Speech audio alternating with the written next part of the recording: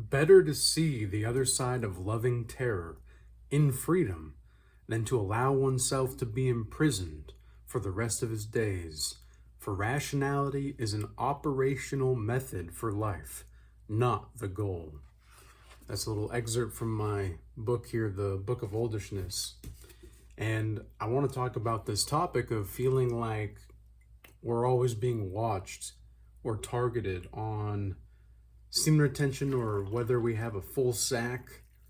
And it seems like people are always watching our every move. It's like everyone seems to know what we're doing and why we're doing it, and we don't even talk to anybody about these things. We don't talk to anybody about what we're doing because we value privacy. We value the things that we want to protect, right? We want to protect our own privacy. We want to protect, and this is a weird thing about the age of social media is that people want to exploit their own privacy, because for them that means that they have the potential to get more relatable or to be more relatable to others. But when you have a full sack, it's like this. Imagine there are only 11 full sacks of coconut milk. There's only 11 of them. And in the world, more than ever, coconut milk is becoming more and more of a commodity that everybody just can't get enough of, because they need that energy. Like, this coconut milk is going to give you so much energy, right? Imagine this coconut milk is going to be like, Jack and the Beanstalk, but for life, vitality, virility, etc. But there's only 11. So it's not like fiat currency where you can just print more money, out of thin air, because it doesn't, like you can't do that with this kind of coconut milk. There's only 11 of them. There's only going to be 11. Okay. Well, naturally, the value of that coconut milk, the more people want it and the more people need it, it's going to go up. It's going to go up and up and up and up. And this is something that I've seen in the marketplace. This is something that I see economically. This is something that I see financially. This is something that I see spiritually. And this is exactly why it seems like you're being targeted, or it feels like you're being watched even more so than maybe you were before. Because a lot of us on this path, we have felt like we were just always being watched, man. It's like we just want to live, and we just want to exist and grow in that existence with the soul of existence. And yet it's like people feel the need and the desire to try to see everything that you have going on or get in your business. And the only thing that you can do in these types of situations is really harness the ability to protect yourself and to protect your integrity and your energy. Now, don't do this from a place of fear. Okay, a lot of people want to do this from a place of fear, but the full Sackian man is not going to do any type of protection from a place of fear. It's going to be self-respect. So self-respect is going to be way more valuable than fear. And self-respect is also going to be more difficult to harness, especially if you don't know how to incorporate freedom in your own life. Freedom is a very tricky thing because it's scary to be in freedom. And in my book, I also talk about being a lover of uncertainty.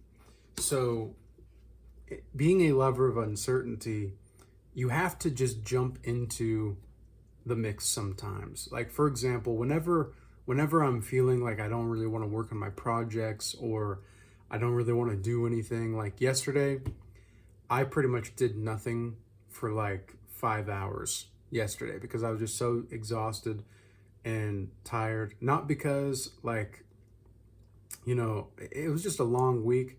I was working a lot of hours. I was doing a lot of things, getting the Regal Academy class for the 48 Laws of Power up and running, doing sessions and such, really working on the Regal Timeline Theory project that I've got, like all these different things that I have going on.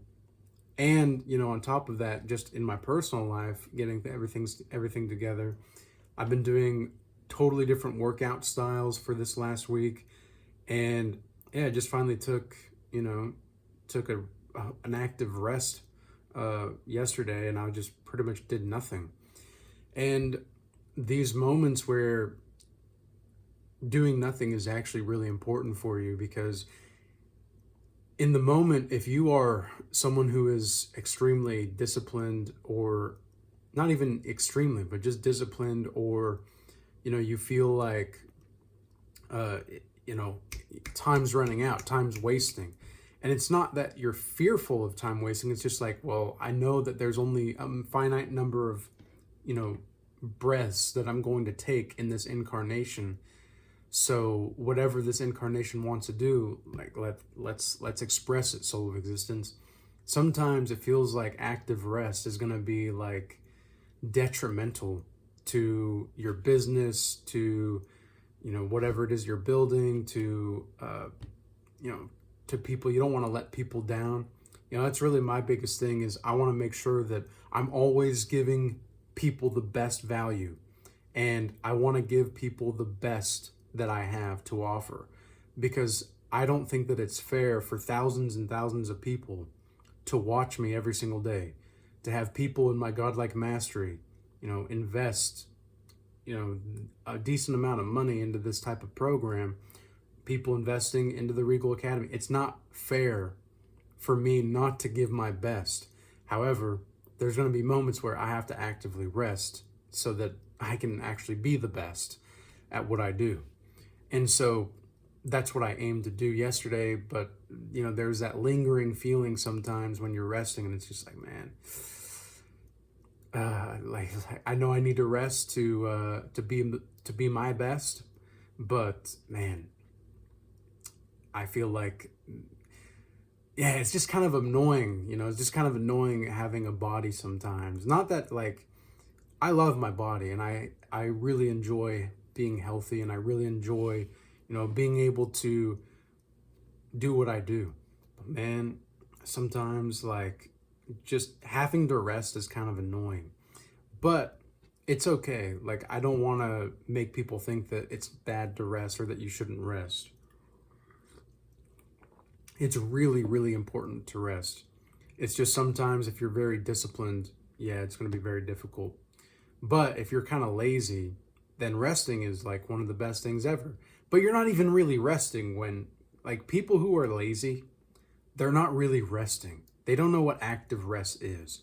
I'm talking about doing actually nothing for like hours at a time. I'm talking like staring at the ceiling, doing nothing, maybe listening to some like Qui-Gong music or Qigong or however you pronounce it. It's like is it Qigong? I don't know. It's the Qigong music. Listening to that kind of music while you're just meditating or something. I'm talking about that kind of rest. Okay, I'm not talking about, I don't know, like doing what, like watching movies or TV shows or whatever. Like that can be active rest too, don't get me wrong, but like that's really, for pleasure. And I like that as much as the next person, don't get me wrong as well, but like it's just there's something about active rest that you really need for your body and your mind, really, to let go of these thought algorithms that are perpetuating you. And that's something that I think a lot of people who feel targeted or feel like they're always being watched, because on this journey it kind of does feel like you're always being watched. Like if you go to the grocery store, people are going to be looking at you. And this isn't true for everybody, okay? This is for people. Usually what I've noticed is that, especially from the comment section that I have, it's like people who are conscientious, industrious, and open-minded, while also taking care of their physical health and their spiritual health, at least to the best of their ability. They're able to take care more of their physical health than anything. Those are the kinds of people that are going to experience this type of stuff. And the people that just have self-respect. That's another thing. The people who have self-respect, they're going to experience this type of stuff as well. Because, well, a lot of people don't have self-respect. It goes back to that analogy with the coconut milk, man. If there's only 11 bags of coconut milk, 11 sacks, there's only 11 sacks that are actually, true sacks of coconut milk. Of course, there's not going to be, so many people that don't want you. Of course, they all do.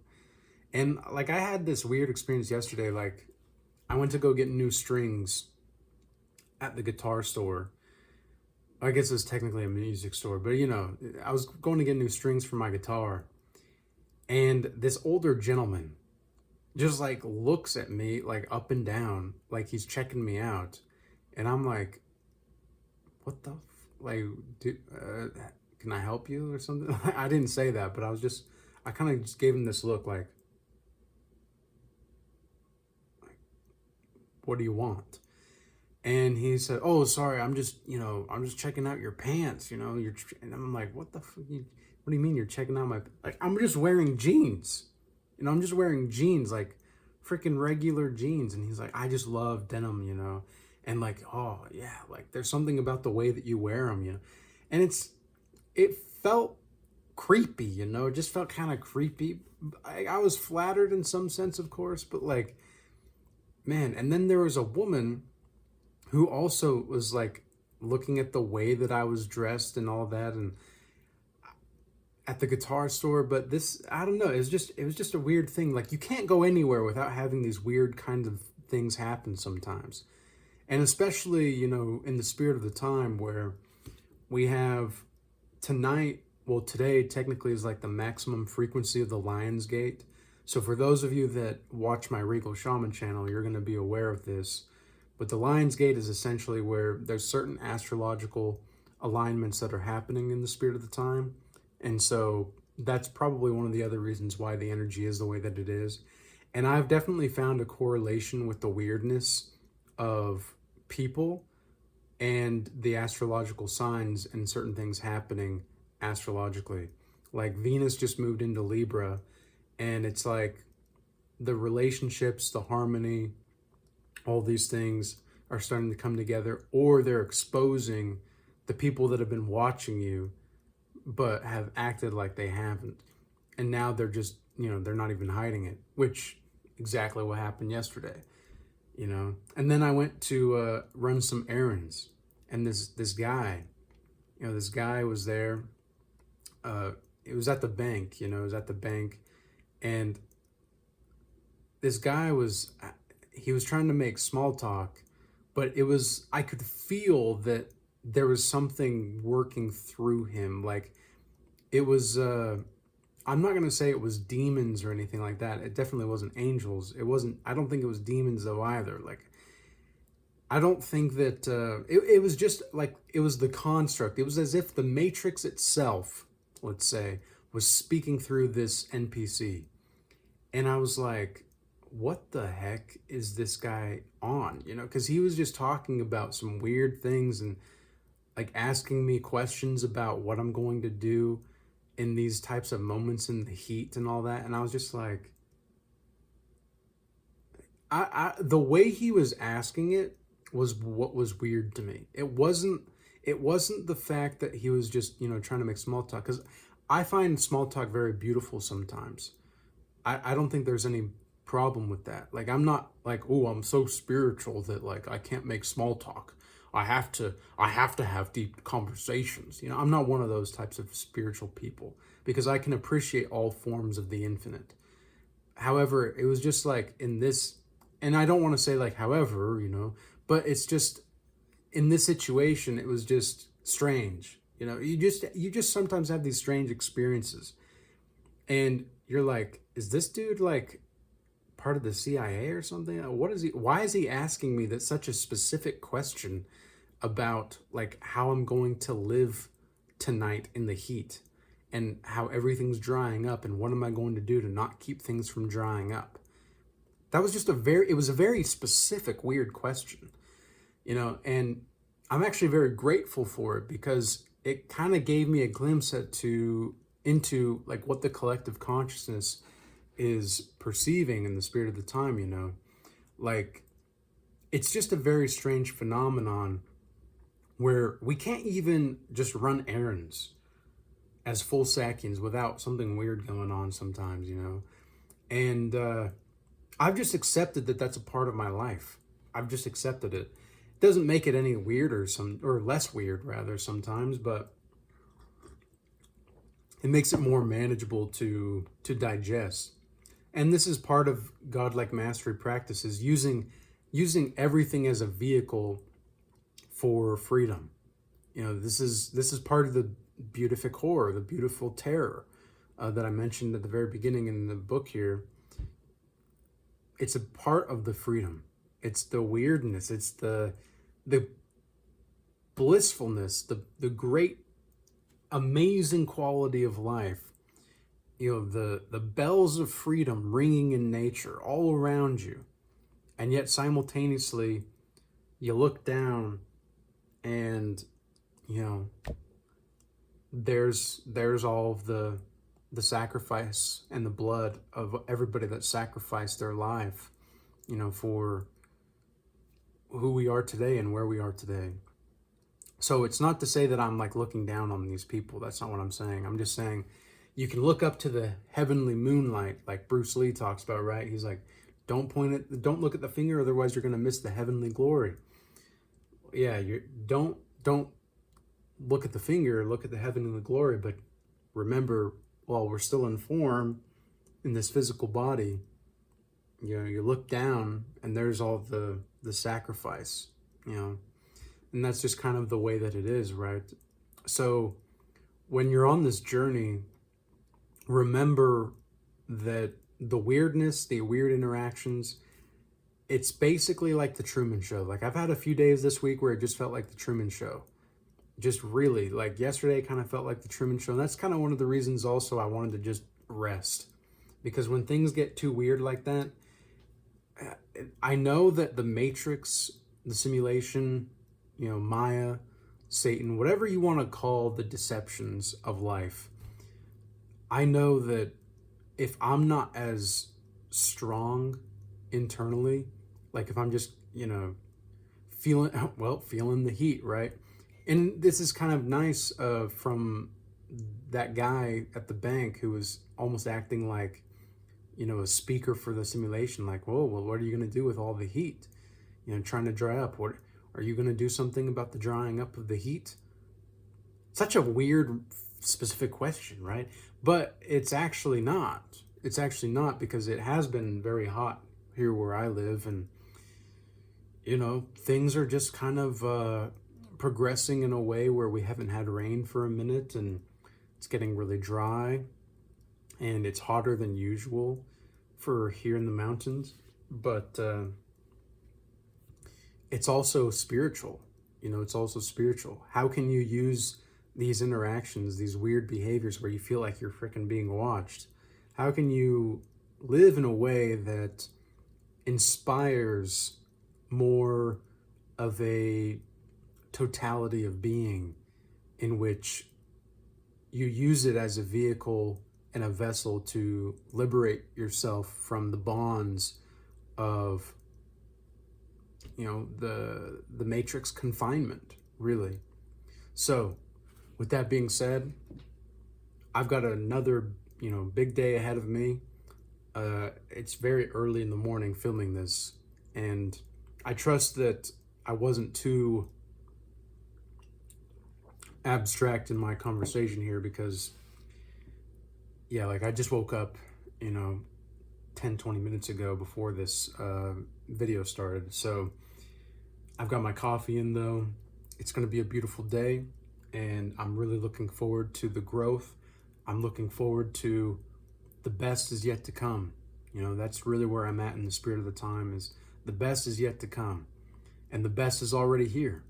It's already here, and it's yet to come. It's a very much so a paradox. But peace be with you. Be blessed. Apply to the Godlike Mastery offer, or join the Regal Academy. It's going to be one of the best decisions that you'll make for your spiritual health. I can guarantee that. Why? Because you're going to learn something no matter what. So, blessed. Until next time.